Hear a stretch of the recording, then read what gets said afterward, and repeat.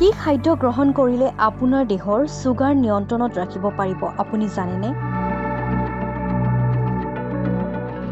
যদি নাজানে, এই প্ৰতিবেদন আমাৰ আপোনাৰ বাবে। আজিকালি প্ৰায় লোকৰ দেহতে সুগাৰৰ সমস্যাই দেখা দিয়ে। বৰ্তমান আমাৰ দেশত সুগাৰ বা ডায়েবেটিছ ৰোগে ভয়াৱহ ৰূপ লৈছে। এই ৰোগ কোনো মানুহৰ শৰীৰত আৰম্ভ হ'লে ইয়াক সহজতে আঁতৰ কৰাৰ সম্ভৱ নহয়। ইয়াক নিয়ন্ত্ৰণ কৰি ৰাখিবলৈ খাদ্য বা জীৱন ধাৰণৰ প্ৰয়োজনীয় ব্যৱস্থা, শাৰীৰিক পৰিশ্ৰম, ঔষধ প্ৰয়োগ আদি অতি প্ৰয়োজনীয়। সেয়ে জানি লওক কি খাদ্য গ্ৰহণ কৰিলে আপোনাৰ সুগাৰ নিয়ন্ত্ৰণত থাকিব।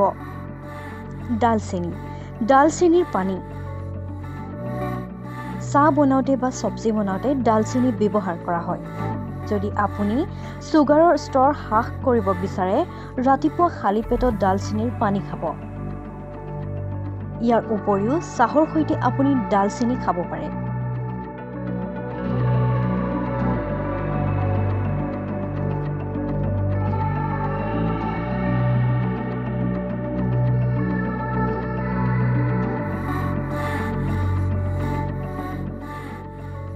মেথিগুটিৰ পানী। মেথিগুটিৰ পানী সৰ্বশ্ৰেষ্ঠ বিকল্প, যিয়ে ৰক্তৰ শৰ্কৰা নিয়ন্ত্ৰণ কৰিব পাৰে। ই দিনটোত কাৰ্বহাইড্ৰেট শোষণ হ্ৰাস কৰাত সহায় কৰিব পাৰে।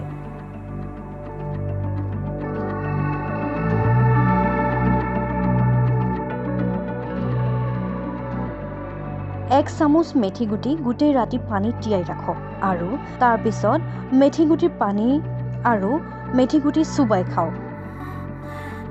ইয়াৰ দ্বাৰা যথেষ্ট পৰিমাণে ৰক্ত শৰ্কৰা নিয়ন্ত্ৰণ কৰিব পাৰিব।